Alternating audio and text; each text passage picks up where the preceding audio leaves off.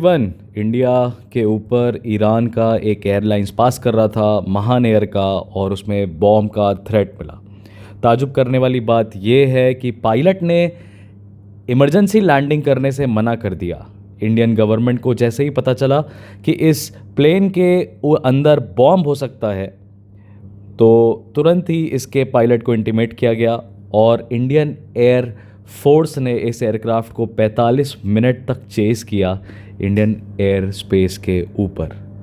ये अपने आप में एक चेतावनी जैसी लग रही है खबर कि we are at a state, we are in a state of war में भी। मतलब ये वार्निंग कुछ हवाबाजी तो नहीं हो सकती। ये obviously ministry of civil aviation involved है, bureau of civil aviation security involved है। डेफिनेटली यहाँ पे एक सिक्योरिटी क्राइसिस थी। क्या फैक्ट्स हैं, क्या खबर सामने आई, वो देखते हैं।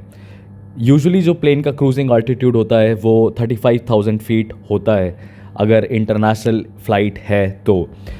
अब इस यूजुअल फ़्लाइट पैटर्न से इस पर्टिकुलर कमर्शियल एयरक्राफ्ट ने A320 है, ये एयरबस 320, उसने डेविएट किया। और डेविएट कैसे किया? ये तेहरान से होके आ रही थी और ये वाया न्यू दिल्ली और हमारे जो यूपी, बिहार, बंगाल से होते हुए, बांग्लादेश के ऊपर से होते हुए, म्यांमार से होते हुए ये ग्वांगझाऊ चाइना को जा रही थी।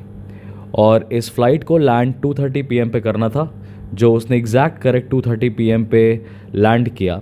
सिचुएशन टेंस हो गई इस पर्टिकुलर एरिया में जहाँ से एयरक्राफ्ट इंडियन एयर स्पेस के ऊपर से पास कर रहा था। यहाँ पे सिचुएशन थोड़ी सी ज़्यादा तनाव वाली हो गई क्योंकि एयरक्राफ्ट जो है वो डिसेंड कर गया था इस पर्टिकुलर एरिया पे 21,000 फीट पे। यानी कि ये अराउंड आप देख सकते हैं कि ये यूजुअल पैटर्न से 12-13 हज़ार फीट नीचे आ रहा है, ज़मीन की तरफ नज़दीक आ रहा है। अब इससे इम्पैक्ट क्या हो सकता है? कॉलिजन हो सकता है कि क्रैश लैंडिंग की जा सके अगर बॉम्ब है, और अगर ये एयरक्राफ्ट अगर क्रैश लैंड करा और बॉम्ब एक्सप्लोड कर गया तो काफ़ी ज़्यादा लॉस ऑफ लाइफ हो सकता था। तो इंडियन एयरफोर्स ने इस एयरक्राफ्ट को इसके पायलट को बोला कि तुम इमरजेंसी लैंडिंग करो जयपुर पे, इसने डिनाई कर दिया। फिर बोला गया चंडीगढ़ पे लैंड करो, डिनाई कर दिया गया। अब ये इमरजेंसी लैंडिंग कराने का एक ही कारण हो सकता है कि इस एयरक्राफ्ट में चेकिंग करने की बात हो रही होगी कि चेक करते हैं। अब ताजुब करने की बात यह है कि ये जो फ़्लाइट जा रही थी ये चाइना में जा रही थी। This was going to China and it was coming from Iran. Now internationally I would not want to say that it is anything an act of state sponsored terrorism। नहीं, ये state sponsored terrorism तो नहीं हो सकता है, लेकिन ये हमें एक चेतावनी ज़रूर दे रहा है। ये हमें चेतावनी ज़रूर दे रहा है कि इंटरनेशनली सिचुएशन बहुत ज़्यादा टेंस्ड है दोस्तों। इंटरनेशनल सिचुएशन बहुत ज़्यादा टेंस्ड है।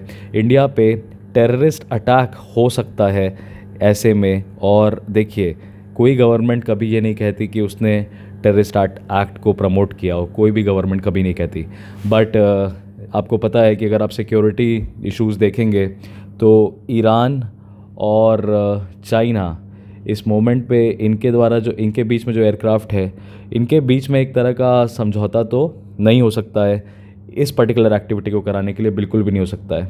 देखिए, ये ईरान जो है ये और चाइना जो है, हालांकि इंडिया इनके लिए कॉम्पिटिटर ज़रूर है, सही बात है, इंडिया इनके लिए कॉम्पिटिटर है, लेकिन ये दोनों कंट्रीज़ टेररिस्ट अटैक प्लान कराने या ये कराने का सोचें भी, ये मुझे मतलब रियल नहीं दिखाई देता है। और स्पेशली ऐसे केस में जहाँ पे इंडिया और ईरान के बीच में सिचुएशन मतलब इकोनॉमिक वाइज बात करें, ट्रेड वाइज बात करें, तो काफ़ी ज़्यादा इंटीग्रेट कर रहे हैं हम इनसे।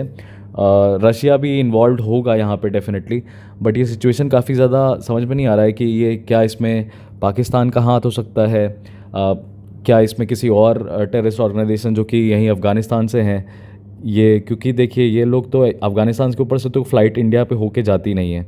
ठीक है, पाकिस्तान एयर स्पेस में लिमिटेड फ़्लाइट रूट है हमारे ऊपर से। तो इस जो भी हादसा करने वाले देश हैं, वो जो भी इम्पैक्ट करने वाली रीजन है वो यही होना चाहिए था, यही वाले फ़्लाइट इसमें देखिए नेपाल भी आ रहा है रास्ते में, नेपाल भी आ रहा है, बांग्लादेश भी आ रहा है।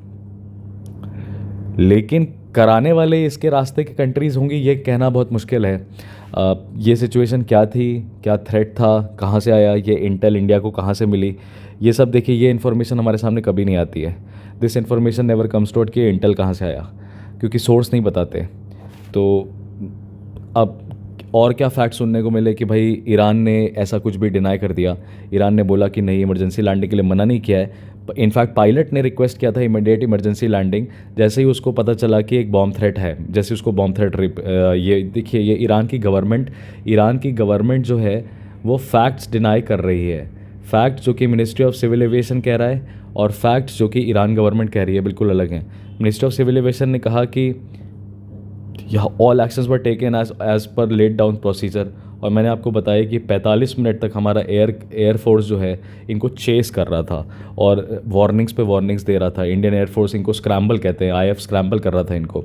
और इंडिया ने यही बोला कि हम क्लोज रेडार सर्वेलेंस रखे थे उसके ऊपर at the movement of the aircraft, और वो ठीक 2:30 बजे चाइना पहुंच गया और यही उसका स्केड्यूल्ड टाइमिंग था। तो ये एक बहुत बड़ी खबर आ रही है, बहुत बड़ी खबर आते हुए मतलब एक तरह का ये हमारे लिए एक तरह का वार्निंग साइन भी हो सकता है। भाई देखो ये इम्पैक्ट करता अगर कहाँ पे, तो यहाँ पे बहुत सारी सिटीज़ बीच में पड़ती हैं, जैसे आगरा, इसके फ्लाइट ट्रैक में मथुरा, देन इसके फ्लाइट ट्रैक में लखनऊ, इसके फ्लाइट ट्रैक में आपका कानपुर रीजन है, वाराणसी, देन पटना, कोलकाता, ये सारी इसके फ़्लाइट ट्रैक पे ये मेजर सिटीज़ हैं, ये मेजर रूट है जो कि इम्पैक्ट हो सकता है। तो आप देख सकते हो ये पूरा पर्टिकुलर आपको यूपी, बिहार और वेस्ट बंगाल दिखाई देता है। और उधर भी बात करें तो 200 किलोमीटर वेस्ट था, मतलब दिल्ली के बहुत नज़दीक 200 किलोमीटर ही था ये एयरक्राफ्ट। तो ये राजस्थान और न्यू दिल्ली होते हुए ये इसका इम्पैक्ट रेंज होता अगर होता तो। अब ऐसे में क्या है ये खबर और आगे क्या करना चाहिए वो तो मुझे नहीं पता, बट हाँ ये काफ़ी इंटरेस्टिंग डेवलपमेंट है। एक बॉम्ब थ्रेट मिला हमें, और वो भी एक एयरक्राफ्ट जो कि ईरान की तरफ से आ रहा था और चाइना की तरफ से जा रहा था।